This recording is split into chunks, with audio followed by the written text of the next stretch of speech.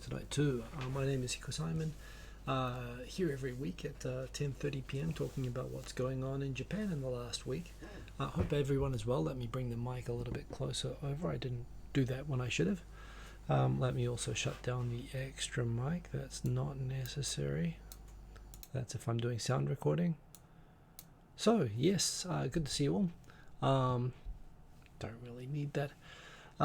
But yeah, good to see everybody. Lots of things going on this week. We'll see how I get through the topics. Yeah, good to see so many people already in the comments, especially again on short notice. I appreciate it. Sounds like yes, indeed. I see people talking already about Australia having a second wave. It looks like Tokyo's getting into a second wave as well. I'll be talking about that tonight. But yes, indeed. Let's go in and see who's in here. We've got Perk. Good to see you, Perk. We've got Andrea Morboy. Good evening. Good to have you back as always. Mr. Cordy Champ thinks we may be experiencing a second wave of infections in Australia. Indeed. Who else we got in here? We've got Bayer McNeil. Awesome to see you, Bayer McNeil. You've been tearing it up lately, actually. Good to see. So you've been doing some more stuff with NHK, which is great. We've got Quint Rankid. Good to see you. Tokyo 503. Phoenix 787. As well as Will. Remember, as always, just like Andrea Moboy just did, if you @Mark Hiko Simon in the comments, you will be able to, for me, it will like flash up orange, so that's a good thing. It means that I'll know that you've commented, and if you've got something that you'd like to ask or like me to talk about, I will be able to respond. But yeah, so that's pretty much it. It's been another quiet week. I've been going through now, I mean, since the start of March. I think I mentioned this last week. I haven't been in a car, I haven't been on a train, I haven't been in any form of transport, I haven't been anywhere other than where I've run to. I have been continuing to run about every second day, and that's been paying off, apart from the fact I've been getting fit. I kind of thought I should get fit so I can go back to kickboxing, but truth is now I'm fitter than I got fit from kickboxing, which is kind of cool, although I'm using different muscles, so I guess I'm going to be at risk of getting hurt for when I could ever go back. But the other news is, of course, we're up to like 50 cases like for 4 days in a row now, which is not good. It is partly because of these clusters which they're tracing, but the clusters, the whole idea is remembering that COVID-19 has a 2 to 3 week incubation period. Basically means these are all the cases that occurred when right when they lifted the restrictions in Tokyo, i.e. it worked when everyone was sort of quasi-locked down, and it's basically the result of everybody celebrating having the official kind of requested lockdown come off, and people are going to host bars and hostess bars and whatnot, and they are tracing those cases, which is good. But there again, well, this is part of what I'm going to talk about. You know, some types of places like the host bars are being quite cooperative, but apparently the female establishments, which are of course the vast majority, the hostess bars and the adult entertainment, are generally not cooperative, because the women who work in those places are often doing that as a second job, or doing it, they don't want their families to find out or whatnot. So yeah, they're not cooperative, and there's a lot of cases popping up every day that are thought to be connected to the night districts, but not exactly known. So yeah, if that's the case, I really don't see how it's going to come back under control, which is unfortunate, because I was getting optimistic about getting back to the gym and stuff like that, but it looks like we're going to be stuck in this for a while. I see more people rolling into the comments. As always, remember to say hello if you're in the comments. It's always nice to see people there. I see Remino is in there, as well as Tawaiwai. Excellent to see you. Yeah, it's been interesting as well, talking with my family in Australia and New Zealand. I've heard about Australia, at least in Victoria. My family's in Queensland, but I've heard about what's been going on there. Phoenix, I can see you, so that's okay. And if you just @mark me, it'll make your comment stand out. But yeah, my dad's just moved back to New Zealand, and that's good. That New Zealand's actually the one place that so far is still doing okay, so that's a good thing. But yeah, so anyway, in terms of stories, if there's no one else there, we've got Sergeant Bilko coming in. Oh, see you later, Phoenix. Yeah, in terms of people coming in, and as always, Tech Art 2, or It's a Chicken Wing thing, and everybody else. Insomnia letting you finally check out the live stream. Well, that's awesome, because I've heard that this live stream is a great cure for insomnia. So please definitely enjoy, and everybody, just even if you don't normally like to leave a comment, even if you're a lurker, just say hello. It's just nice. I enjoy seeing who's here. And I do appreciate, of course, everybody who joins in and leaves a hello. So do that, and I'm going to dive into the first topic, which is a half Japanese woman, which is for some people a problematic term in and of itself. Of course, it's a multicultural person who gets used to, who has had, apparently she's lived in Japan for 15 years, and she is fed up with always getting asked the same questions over and over. JZM, good to see you. And in response to that, she's actually developed a card with all of the answers to the questions that people always ask her, including you can tell she's kind of annoyed by the answers. So here's the greeting card. Half desu ka? Hai, so desu. どちらの親が外国人ですか? 父がアメリカ人です. So there's a translation above, which I can also show you. Unfortunately, I can't. Can I show you both at the same time? Are you a half? Yes, I am. Which of your parents is a foreigner? My dad is. How many? もう日本には何年? So 15 years in total. Can you speak English? Yes. What language do you dream in? Both. What language do you use when you're thinking? The language I'm speaking at the time. Not. Oh, and it goes on. Which country do you prefer, Japan or America? Both have good points and bad points. Are those your real eyelashes? Yes.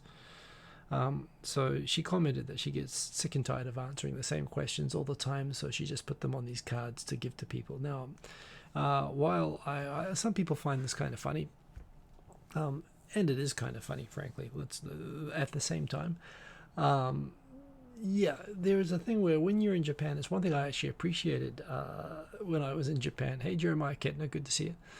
I kind of appreciated the fact that greeting is like a dance. And, I mean, at the same time, I mean, in Japan, they'll have these standard 20 questions that they'll ask every foreigner that they wouldn't ask another Japanese person. And it is kind of annoying in some ways getting the same questions over and over again. But you know what? Like, when I first met Americans, Americans would always greet you by saying, hey, how are you? And I would always, oh, I'm good. I'd start to give my response. I'm actually feeling a bit under the... But they're already looking away. So for Americans, when they say, how are you? They're not actually asking how you are. They're just saying it like, hello. But they really don't care about the answer. I found that really difficult to deal with in the beginning. With Japanese, at least they care about the answers, albeit if they're asking the same repetitive questions. The other thing I appreciated about the repetitiveness of it is that you get used to coming up with, apart from the fact you can practice the same Japanese phrases, you can also practice giving more interesting answers every time.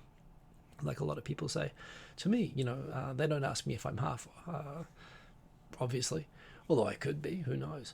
I do sometimes they say, why do you speak such good Japanese? I'll say, it's because I'm half. And, oh my God, are you really? And yes, my mum's Australian and my dad's from New Zealand. And then they look disappointed. But this is the idea. The idea is you want to disappoint them with answers that seem more interesting than they really are, because I've got nothing really to offer them that's interesting. I've got, why did you come to Japan? Well, it's the lack of sheep, as my standard answer I like to say in Japanese. It's suji ga sukunai kara. Okay, what do you mean? And it's like, did you know that New Zealand has 50 sheep for every person? And they're lovely. We have the best sheep. But, I wanted a job that didn't involve sheep. So I'm here. Like I said, when you know the questions that you're going to get, I don't know that I'd write them all on a card and say, flick it at them and say, hey, bozo, here's all your answers. The whole idea is this is how you're dancing together. This is how you get to know one another. And it's actually, I kind of like it. It's kind of a safe, prescripted way that you can go through things. But,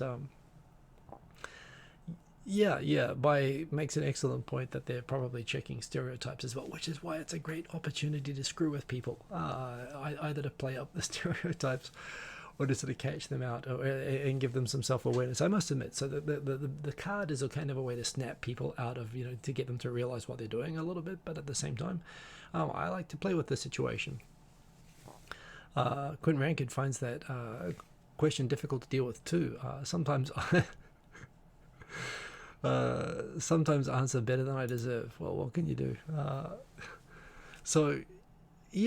don't know. I still kind of like it. I kind of like that you can, it's a chance that, you've captured their attention. You can try to make it more interesting and have some fun with it. Although, and the thing as well is that, yes, if you do get really annoyed by this sort of thing, Well, generally, people, if you can't stand it at all, you'll last a year. If you can tolerate it, but you think, do I want to go through this for the rest of my life? After about 3 years, people leave, and after about 5 years, it all really becomes the same. So, granted, different for someone who's actually culturally Japanese as well. I can appreciate that's an extra level of annoyance. I expect it, but when you've been here for 15 years, the idea that at that point you pull out a card. But Hatsudaimon card, I mean, it's got a little heart on it, so I guess there's a little bit of mitigation there. But I don't know. I always kind of like the chance to do that. Tech art too. How is the weather? Conversation is pretty universal as well. Yeah, how is the weather is kind of a universal thing to talk about. But when you're greeting somebody, there is actually a kind of there's a certain it's a square dance that you have to do with them, and everyone knows the steps. And yeah, you can sort of do that.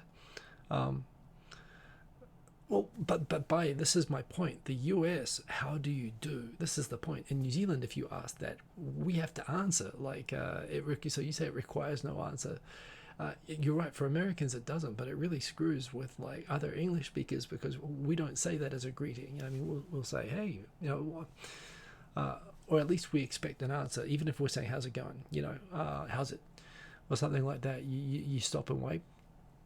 But Japanese don't, at least they'll sit and they will listen to the answer. So I don't know. I thought this was kind of funny anyway. I thought it was funny, but it was a little bit passive aggressive. And honestly, I guess if you don't want to meet new people anymore, it's a great way of dealing with the situation.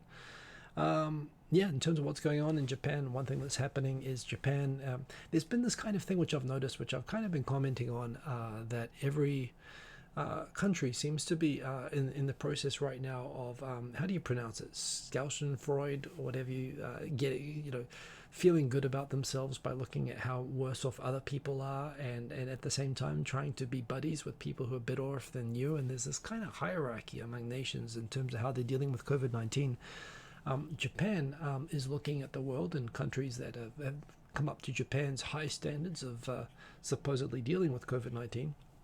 And it wants to start having limited travel arrangements back in place. I think I mentioned last week there is a problem right now that there are many people like myself, long-term residents of Japan, who are stuck outside of Japan and not able to get back in. They went out and they were out of the country when the restrictions were brought in. And right now Japanese can return, but residents of Japan cannot return. And this is a problem for people with jobs, for rent, for whatever else. It's causing a lot of fuss. And there is a big overarching question about whether Japanese residents of Japan who are not Japanese citizens should be able to at least come back to Japan or not.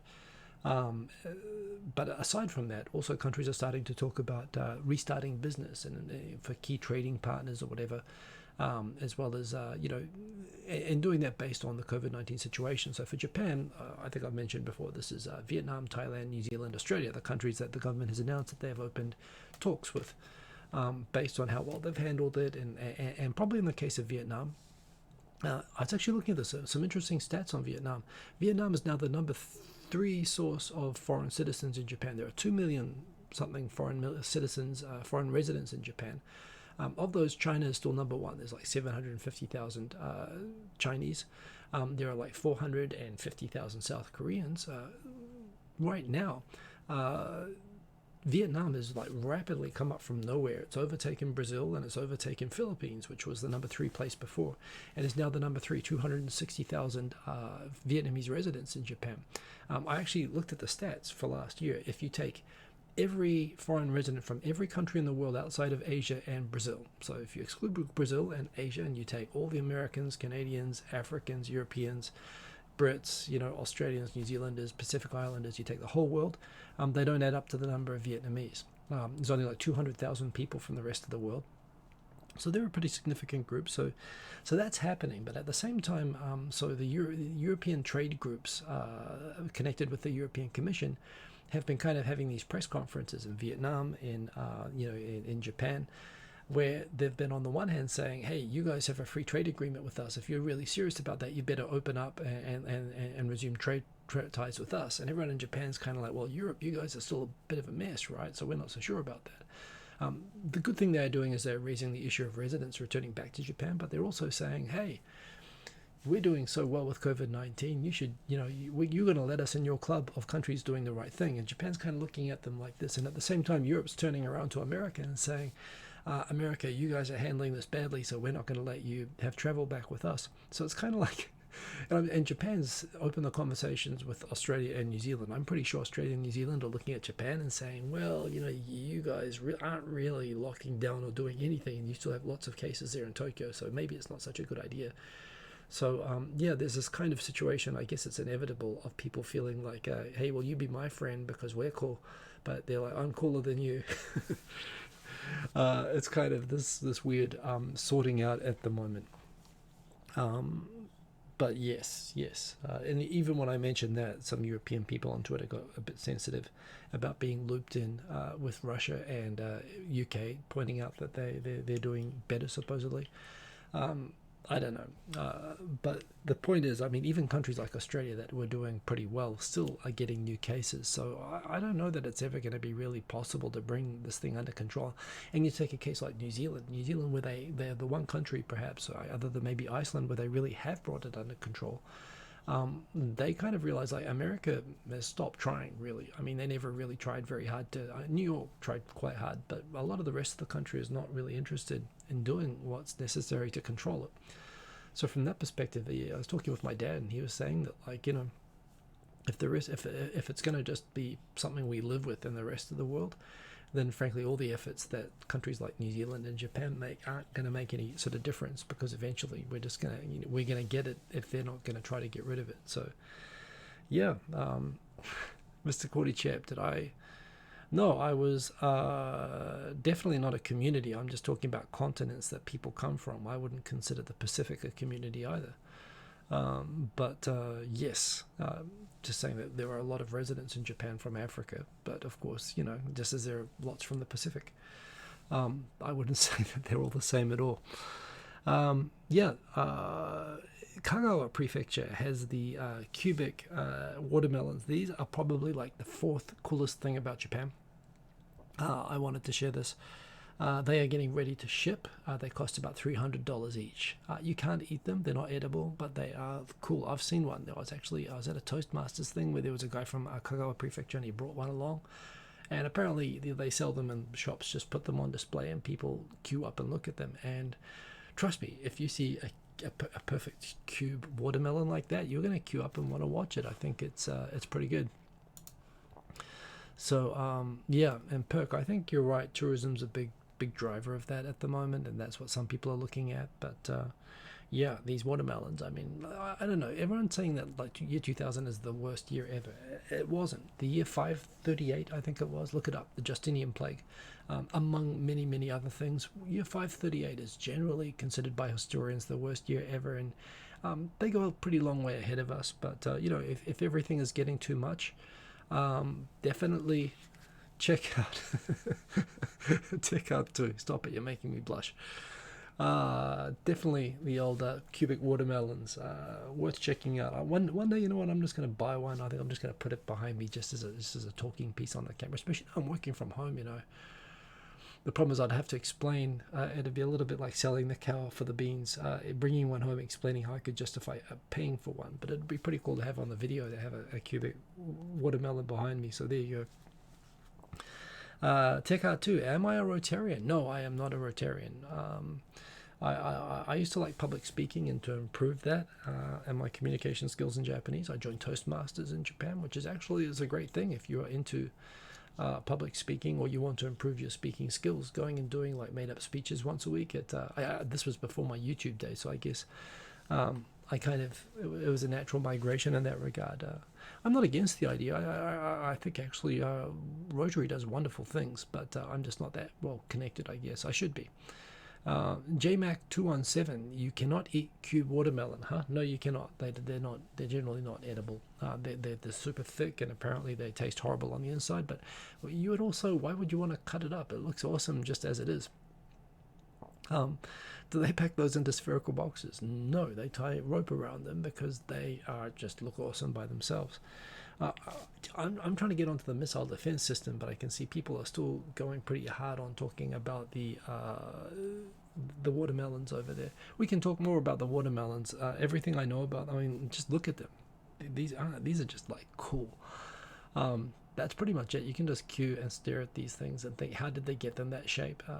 Apparently, they do, like when they're like seeds and when they're first growing, they do kind of put them in these little boxes to sort of affect the shape. But they've been doing it over so many generations. Apparently, they have managed to like train these, like they breed dogs or whatever, except they're watermelons, they don't bark. And yeah, they actually get them into the shape. I mean, go Kagawa. They really came through. So anyway, on missile defense, and by the way, I think it was Milchman. I managed to. It's kind of funny. I saw Milchman thinking that I was Schadenfreude. Thank you, Mr. Cordychep. By the way, I just saw the comment at the top.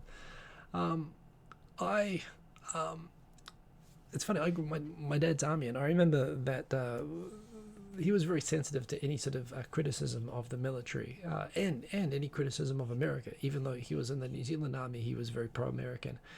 And I remember it was kind of like he always had a bit of a chip off his shoulder with that. And I think it was something about military people. And I remember last week when I was talking about the missile defense system, and there was someone in the comments there who was kind of has the idea like I'm always like beating up on a U.S. military. I want to be, I say this all the time, but I'll say it again. Absolutely not anti-U.S. military at all. I actually think that the U.S. military is absolutely, critical for world security. And what I worry, you talk about a sign that the world is going to hell. It's the way that the U.S. government is suddenly like treating it like a plaything, or for making money. This is how things go to crap. It's when you actually recognize that they're actually a really critical security element for the whole world. And how that alliance is sort of how we've avoided having a third world war when everyone thought we were going to have one in the 60s and the 70s and the 80s. So definitely not anti-US. I have my qualms about current US government policy and the way that they are treating the US military. But yes, so the whole situation at the moment, though, it is kind of interesting. The cat is amongst the pigeons that where... my theory is that it's Japan anticipating the defense cost sharing negotiations that are about to open with the US. According to the John Bolton book, Trump threw out right before raising Pearl Harbor with Abe, he said that he was going to make Japan pay $8 billion more money for the privilege of hosting US forces in Japan for protection, which is of course part of what those forces do, but those forces in Japan are there for US interests. So yeah, and Japan already pays a huge amount. So this $2 billion missile defense system, if they've already been told that they're about to get hit up for $8 billion, there is a question about, well, why would you be giving them $10 billion and possibly more than that with talks about the F-22 purchase or the F-35 purchases that Japan's been contemplating. And Japan's been quietly cancelling all of these deals with the US, probably in anticipation that they're going to, they don't want it to be on top of the defense payments that they're going to have to do.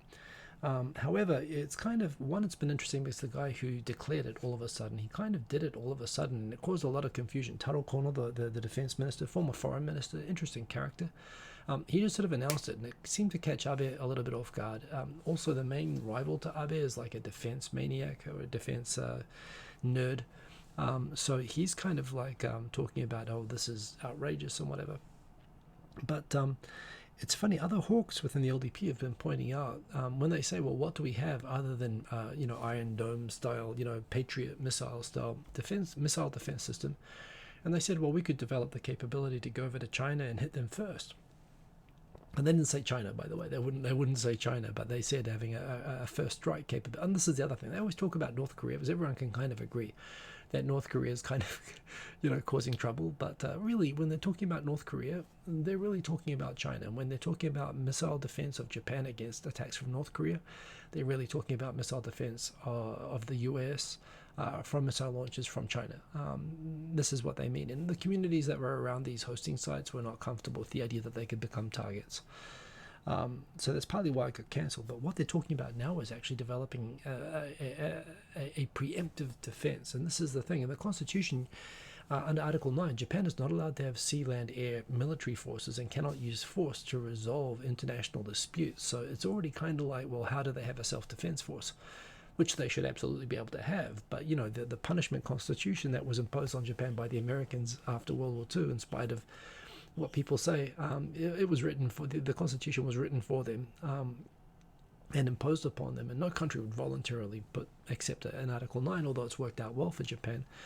But you've already got a question as to how they can have a defense force in the first place. And now they're already talking about, well, let's not just normalize, but let's actually develop a capability to go over the Sea of Japan and actually bomb sites over there, which they deliberately don't have.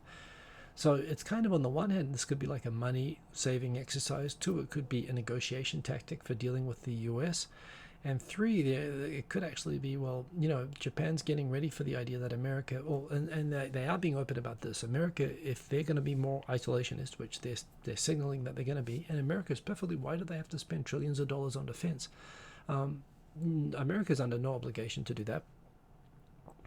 And by the way, Milchman, if you feel like I'm saying anything wrong here, please jump in. This is the point. I actually, I appreciate people coming in and adding to the conversation in the comments. That's why I capture them here. I don't always get to read them all, but look, if there's a trend in the US that they want to withdraw their military bases from around the world, or they want to only remain in places like Japan on condition that Japan pay the money for it, and leave the option up to Japan as to whether they have US forces here at all or not, which I think those forces here in Japan are good for New Zealand, they're good for Australia, they're good for Taiwan, they're good for Philippines. There's a whole bunch of reasons beyond just Japan, and certainly beyond even just America, that those things are very good, and it'll be a pretty terrible day given what's the changes that are happening in the region if they leave.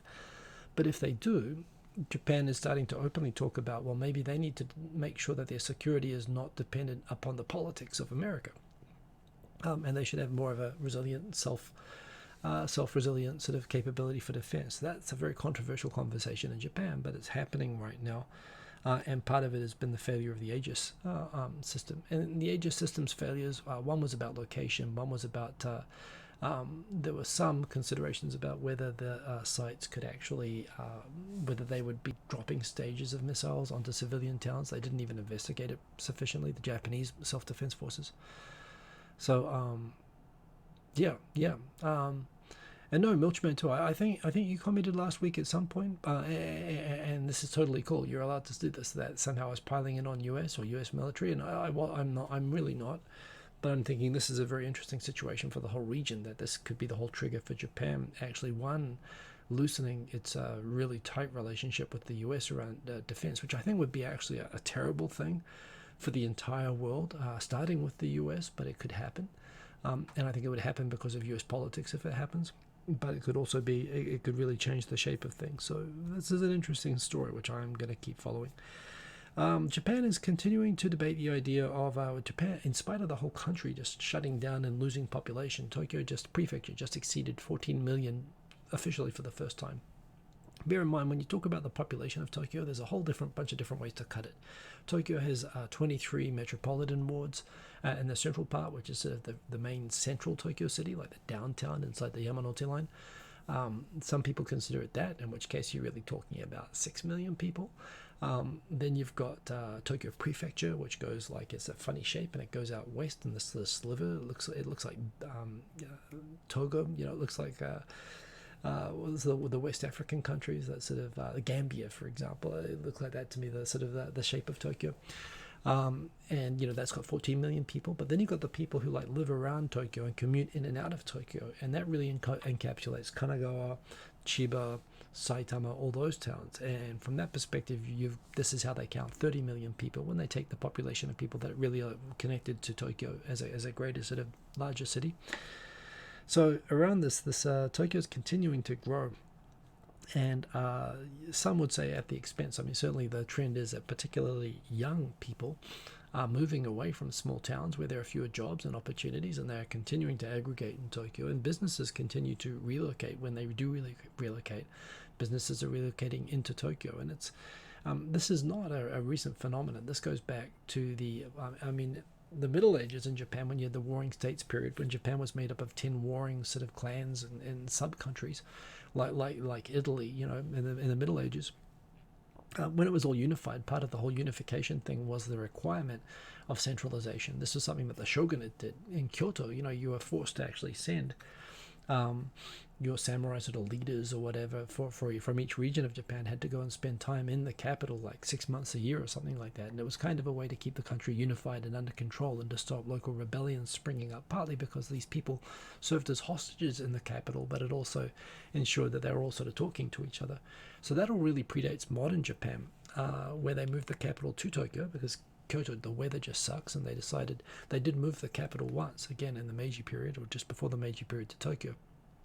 But as is inevitable, you just get this huge build-up of sort of concentration and aggregation, which people generally see as a bad thing. I don't think it's a bad thing. I think the aggregation in Tokyo is what makes Tokyo awesome, actually.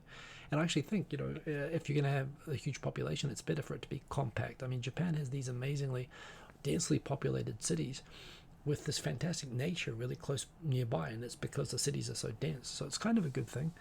But there's talk about the idea again that, well, what if there's a big earthquake that hits Tokyo and causes the whole city to stop working if there's no electricity or anything like that? It would be. There's a question about, so what would you do with government? Where would government work from if they were going to work remotely? Osaka has always tried to position itself as the comedy sidekick of Tokyo, asserting that they're the number 2 city in Japan. They are not the number 2 city in Japan, by the way. Yokohama is, but they try to pretend that Yokohama doesn't exist. That Yokohama is actually bigger than Osaka. But yeah, Osaka, the number 3 city that pretends it's the number 2 city that wants to be the backup capital. They said they want to be it so much they almost changed their suffix from fu to to copy Tokyo and make it sound like that. But I actually think that's a terrible idea. If your concern is aggregation, the idea of moving the capital from the first biggest city to the second biggest city, aren't you just recreating the same problem somewhere else? I think you've got 2 options with this personally. One, Japan's been debating for a long time the idea of actually creating a new capital in like a rural, remote, undeveloped area where you could build it cheaply, a bit like a Canberra or building a new capital. And there are places in Japan which have always been thrown up as candidates for this, including Yamagata in the far north, places in Kyushu or whatever. I think in the old days you had to put the capital right in the middle somewhere, like New Zealand did with Wellington, for example. But I think nowadays you can fly anywhere in Japan in 90 minutes. I don't think it has to be central per se. I think if you're going to actually do that, which I don't think you should do, by the way, I think the idea of just building a new center somewhere is still just moving the problem around. But the place to do it right now is Fukushima. Fukushima is safe. It's decontaminated. But the problem is all the young people, the economic activity has just moved out of that prefecture. And right now the government is spending hundreds of millions, billions of dollars to companies that want to go and set up data centers and IT infrastructure. It's close enough to Tokyo. You can get there in 3 hours, but it's far enough that you won't be caught up in the same earthquake having the same impact there.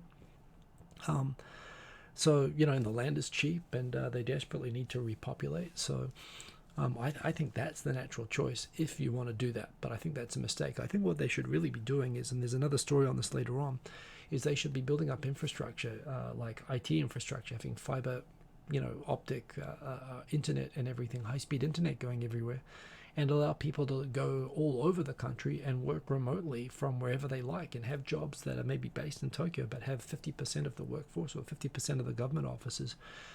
Spread it out, have the different ministries have these sort of backup work locations in Hokkaido, Kyushu, Okinawa.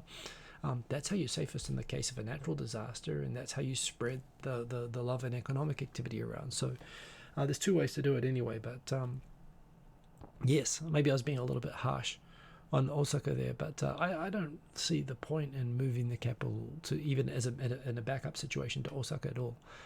By the way, some comments, Tech Art too. If the US left, Japan would be able to get a military. Well, they could. The domestic barrier, don't underestimate the domestic barrier in opposition to this, particularly although really leftist political parties are right now so diminished that, you probably could get it through. Although I don't think that it would be very democratically popular to do that. Quint Rankin, not just controversial in Japan, you've heard it's controversial in places like the Pacific Islands too. And I'm sorry I missed what that was in response to, but yes. Sachifu, hello Hiko, hello Sachifu, RRR, indeed. Oh, yes, that's right, the pirate has returned. Thank you for reminding me of that. So yeah, anyway, I like the decentralization idea, and there's actually a thing in today's Nikkei, which I'll get to in a minute, which actually suggests that, which I think is a good idea. Congratulations to New Zealand and Australia hosting the soccer.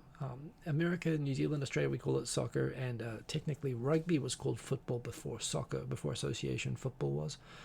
Uh, so yes, I call it soccer, but yes, the Women's Soccer World Cup 2023 is going to be hosted in New Zealand and Australia. That's awesome. I think it would have been awesome in Japan. Japan, of course, has won the Women's World Cup a couple of times. The sport is actually, even as a pro sport, is actually quite big in Japan as women's soccer goes. But truth is, for one, everyone is totally fatigued over the Olympics right now, and right now the idea of organizing another major event like this. If everything this year hadn't happened, I think Japan would have been a great host. But I think they did the right thing pulling out and switching support for Australia and New Zealand, and Japan will be able to do this in the future successfully. And I think it's a great opportunity for Australia and New Zealand to host an enormous tournament. And I don't know that they'd ever get to host the men's version of the tournament, but given how big the women's tournament's become, I found it really exciting to watch when they had it. So I think it's great. So congratulations, New Zealand and Australia, on that. Um, and you're not into it. Well, I'm not into soccer generally either, but the World Cup is always pretty exciting, and so it's good if there's a good competition anyway. I mean, like I said, and the games can actually be pretty interesting. So couldn't rank it. Oh, Philippine Islands. Is that what you meant by? So when you say PI to someone from New Zealand, I think Pacific Island. And I was totally confused. The Philippines. I don't think the Philippines are going to have the Americans back. I think that's a totally different situation. The difference is that while Japan was kind of occupied for like 10 years, the Philippines. I mean, the Americans like to say it was a protectorate. Which sounds a little bit friendly than a colony. But there's still a strong narrative within the Philippines that was a colonial occupation, and you know how it goes. Indonesia is not rushing to invite the Dutch to put military bases back in Indonesia. It's not quite that bad, but I think the Philippines see themselves as a little bit, yeah. I don't know. Who knows? But I think it would be less likely in the Philippines to have US bases back, and even if you had them back, then they might get kicked out again. But yeah, the US has got good redundancy now with the bases that they have in Japan and Korea and Guam. Hopefully it's not necessary, but anyway. So congrats on the World Cup. We've got this is an interesting one. US has downgraded Japan. The US, like the United Nations, it does its own sort of ratings of countries on human rights, on security, on transparency. And whenever they do it, of course, the first thing a lot of people say is hypocrites. America's terrible at these things as well, which it may well be. But this is where we talk about how the world is better off for having America in it, in spite of Florida. I think that this sort of thing is actually, I mean, even if they're hypocrites, it's actually they've got the resources to go and check this. And when Japan gets put on a list of countries that has a problem with human trafficking, it gets attention, So and Japan tries to fix it. So I think this is a good thing. Japan was on this list of countries that have a problem with human trafficking about 10 years ago, I think up to about 5 years ago, where it was primarily around trafficking of women for prostitution. That sort of human trafficking. And Japan responded. The humane way would be, of course, to rescue the trafficked people and shut down the illegal traffickers. Japan responded more by really arresting the victims and deporting them. But the end result was the same.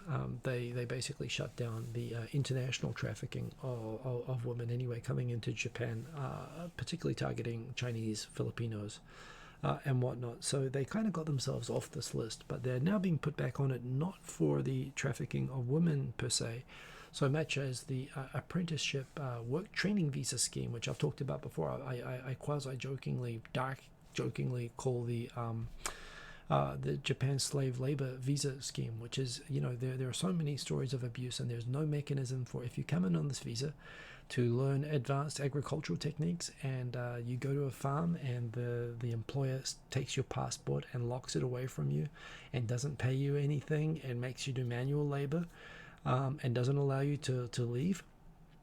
There's no mechanism to protect. The only mechanism that the Immigration Department, which is a subsidiary of the Ministry of Justice, has set up with regards to safety and security around abuse of these visas, is they set up a system for reporting on and catching people who run away. They literally like runaway slaves. That's the only thing. There's no mechanism for reporting abusive bosses, and this only really became a big public issue when there were news stories about, for example, Chinese workers under the scheme who had murdered their bosses, in response to abuse. So the problems around the system have been well documented, even by the Japanese media. Like, it's kind of so bad that even the Japanese media is paying attention to these sort of often people from less well-off Asian countries who have come to Japan and are working on farms and remote locations, and the abuse of the system has been terrible. And I wasn't aware of organized human trafficking being involved, but it kind of does make sense, I suppose, that you have the introduction agencies and whatnot. But it takes a form that looks close to indentured labor, and I've been talking for a long time about how this risks Japan's international image, this system. So, I see we've got some comments here, by the way. We've got Andrew Morboy. Did I see Paolo from Tokyo named their son Tiger Wolverine? I did not see that at all, but that is an interesting name. Ben Grant, Hiko-sama is a liar. He does not hate sheep. In fact, he was a sheep shearing champion in New Zealand. Thank you, Ben Grant. I wish. My uncle was a sheep shearer, and apparently he was quite good. Sheep shearing, it's a tough thing. It actually, can really mess up. I mean, apparently he tore a ligament in his hand or something, I think I heard once. Like, it's really easy to get injured. That's good, honest, hard work, and I am not worthy of the title of sheep shearer. It's a term of respect, and I do not live up to it. But I do like having the fake legend, and I will accept that part of the comment there. I do remember, as an aside, I of course grew up bouncing back and forth between New Zealand and Australia quite a lot. And my dad was in the New Zealand Army, so I didn't really know New Zealand very well as a kid, as I lived more time outside of it than in it. But at the same time, my father was a military, nationalist New Zealander. Not that I really understood what New Zealand was, so I was always told all the things that New Zealand was, good about New Zealand. And I was always kind of the representative of New Zealand in my class whenever I was in Australia. And I remember one day the teacher in grade 3 in Australia was talking about the economy of Tasmania and how Tasmania is particularly famous for its fine wool merinos, which have the highest quality wool in the world. And I must have been 8 or 9 years old. I thrust my hand up. Sir, that cannot be true.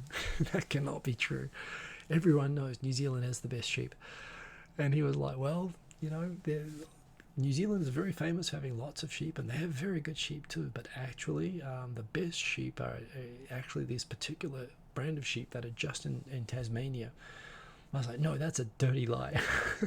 I remember becoming completely outraged. I stormed home and told my dad that my teacher tried to say that Australia had better sheep. And I fought him, and my dad was like, good on you, son. So yeah, no, you you definitely do not want to mess with our sheep. That was an aside. The human trafficking thing, also a serious issue. Japan is back on America's shit list about that, and rightfully so. They've got to sort out that visa thing. And if you ever have a chance to come to Japan on an apprentice trainee visa, do not do it. That is a slave labor visa, and you do not want to be caught at that.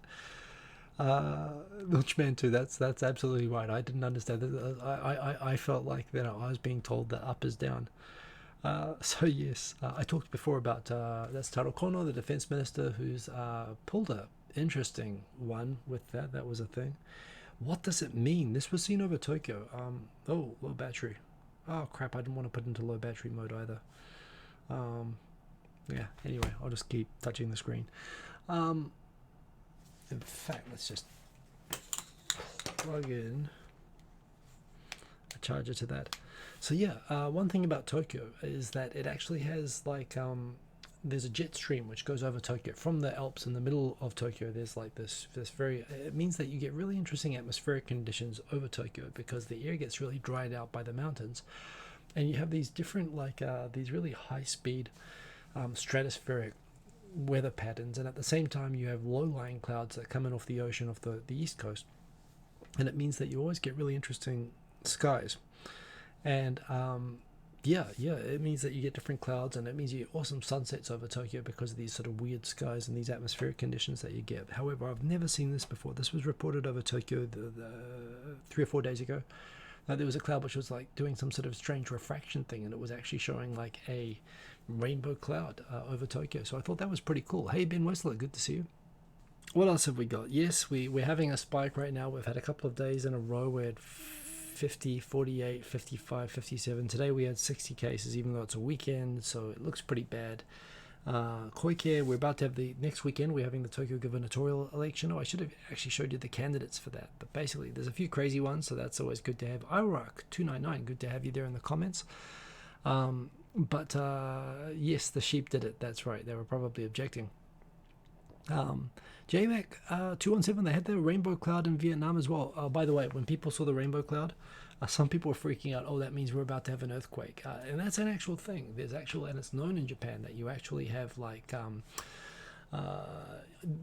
there's a weird thing that apparently like the plates moving beneath the ground can actually cause ionization effects, like in the ionosphere. It can cause like really weird like ball lightning and crazy stuff like that. And yeah, people see this sort of stuff before and after earthquakes, although not specifically rainbow clouds. So fortunately we haven't had a big quake, so hopefully it's got nothing to do with that. But yes, in Vietnam they had the same thing, so that's pretty cool. By the way, Andrea, whenever you use an emoji, are they coming up? The reason it doesn't get captured is for some reason YouTube just automatically flags every emoji, which is weird. But anyway, so that is a cool thing. But yes, we're having an election in Tokyo next week, and we are definitely having a second spike. Koike, the current governor's whole tenure is probably based on the job that she's done with coronavirus. Because frankly, she hasn't actually gotten very much else done in terms of what she promised last time. That said, there's 21 candidates for the current governorship, and only about 5 of them are serious. Some of the crazy ones.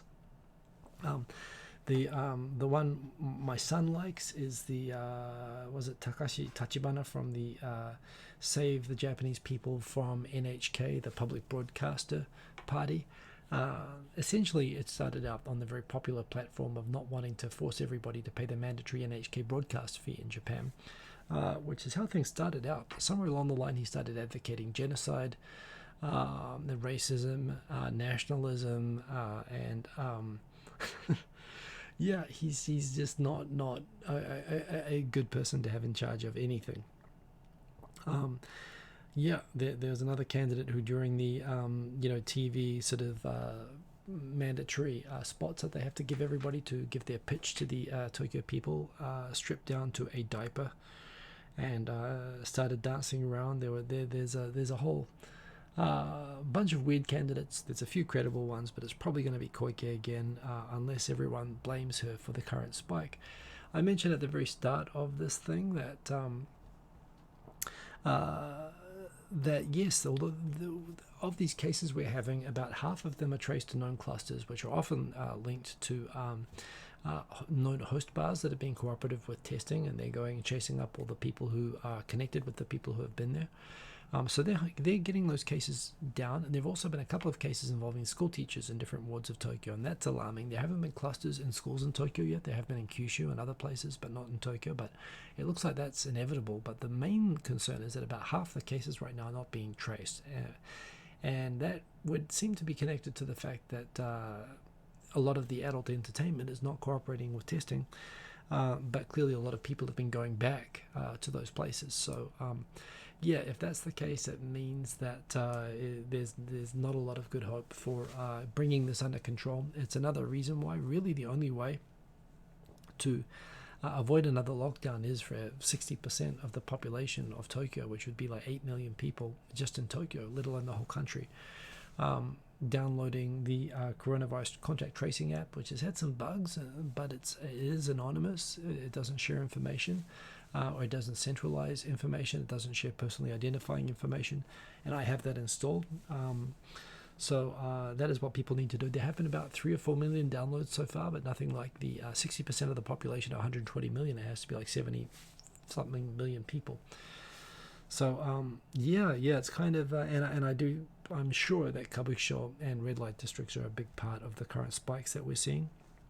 Interesting that while there are some prefectures that are saying that they are, like particularly Iwate, which has had no cases, but they are famously racist towards Japanese people from other prefectures, and like, some people in some parts of Japan, if you show up just with a car number plate from another prefecture that doesn't have a sticker saying, hey, I know my number plate says I'm from Kyoto, but I actually do live here, these cars are getting like egged and scratched and vandalized and stuff like that. Like, people are getting really bullied coming into these places. The protect the village mentality is pretty scary, and it's intended to be scary. They don't want people from Tokyo going up to Iwate and ruining their perfect score.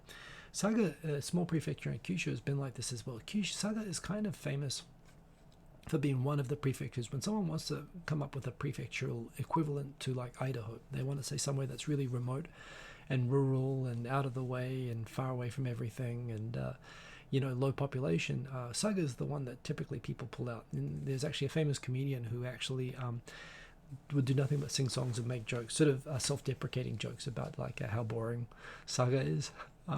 It is actually a very nice place. It's right beside Fukuoka. It's in between Fukuoka and Nagasaki. They've been suffering depopulation, and they've actually been campaigning now to people in Tokyo, move here to Saga to get away from coronavirus. The three main reasons you should move from Tokyo to Saga to get away from the coronavirus is we have excellent rice, we have tasty beef, and we're close to Fukuoka.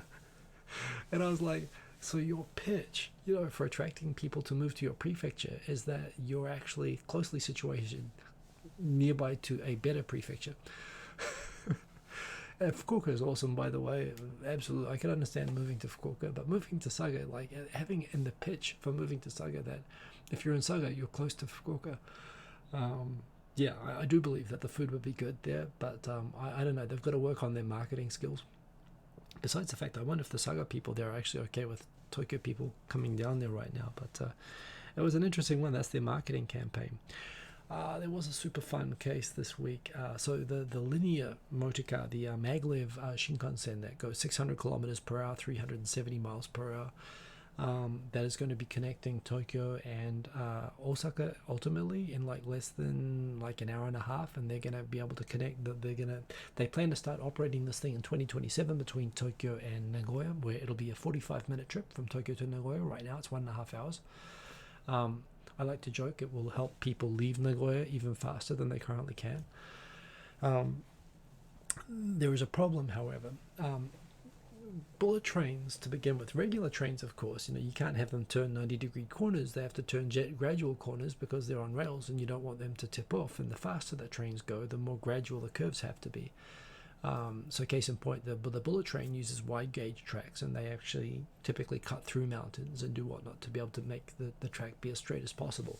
However, when you have a 600 kilometer per hour levitating train, you basically like can't turn any direction. So in order to get this thing sorted out, they've got to dig some of the biggest tunnels, longest tunnels ever.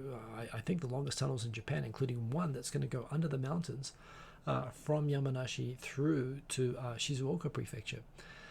However, in Shizuoka Prefecture, what they found when they started digging this very long tunnel was that it was tapping into groundwater that was feeding into one of the main rivers in Shizuoka Prefecture. So they wanted to pump the water that was coming in and flooding the tunnel and pump it around so it would get diverted and go somewhere else. And immediately Shizuoka said, no, we need that water for agriculture, for production, whatever. This is a key river for us, and we don't want the bullet train project diverting it.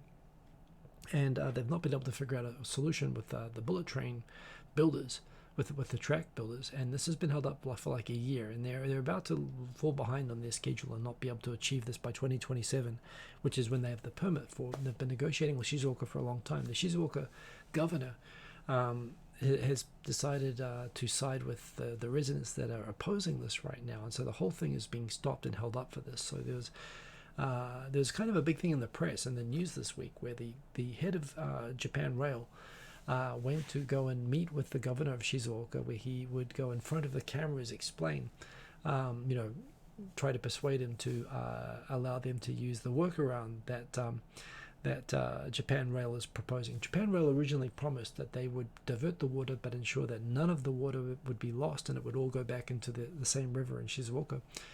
The plan that they came up with 6 months ago, however, actually said that they were going to divert the water and send it to Yamanashi Prefecture instead. And everyone was like, well, that's not what you promised, so all bets are off. And so right now the whole thing is frozen. So when the JR president in front of the TV cameras on NHK was explaining how important it is for the economy and for jobs and the schedule and everything like that, he sort of gave his pitch. And the Shizuoka governor was there listening sort of patiently. And then he waves over a young lady who came over with the tea. And he put some tea down. Shizuoka, by the way, famous for tea leaves in Japan. If you drink tea, green tea, Shizuoka is probably the most famous prefecture for this. So put down some tea. He said, please enjoy. And the JR person in front of the camera said, oh, thank you all. And as he started to sip the tea, the Shizuoka governor suddenly pointed. I said, that tea, that tastes good, doesn't it?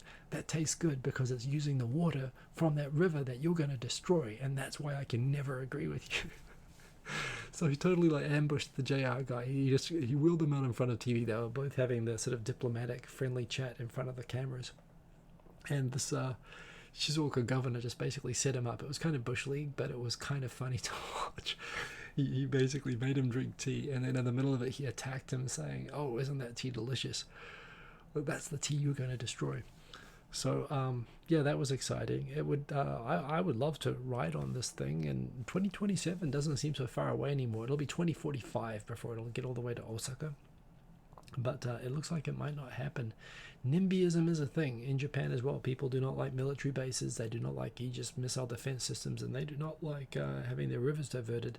And by the way, this particular river, the Oikawa River, apparently back in the 80s there was a plan to put a hydroelectric dam on this river. That the same thing, the whole prefecture got up and said no, and they actually successfully blocked the construction of the dam, so they feel pretty good about their ability to screw with nationwide significance public works. And it's a little bit too late right now, apparently, to have the Shinkansen go around Shizuoka, so yeah, it's pretty interesting. But that is a thing. I like this word doom scrolling. It's really true, how you just get stuck like scrolling over depressing stuff. Don't do it. That was just an interesting thing. Oh yeah, Korea and Japan are back to like stabbing each other in the back everywhere.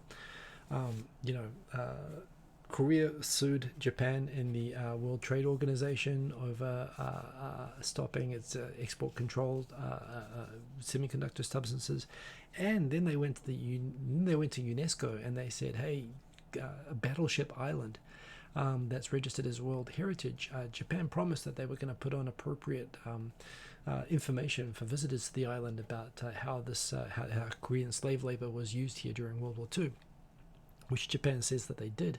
But Korea's like, oh, they're not doing it enough. They're saying that the Koreans there, they have messages saying that the Koreans were well treated and there was no discrimination on the island.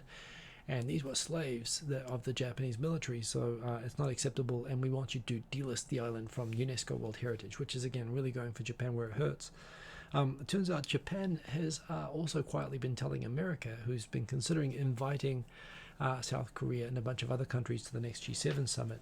Interesting that as well. That's probably got a lot to do with how badly the last G summit went, where everyone was basically ganging up on America, so America's inviting more countries along. They want to invite South Korea, and Japan's quietly saying, yeah, I think that's a bad idea. So Japan's quietly trying to screw South Korea back. Good times.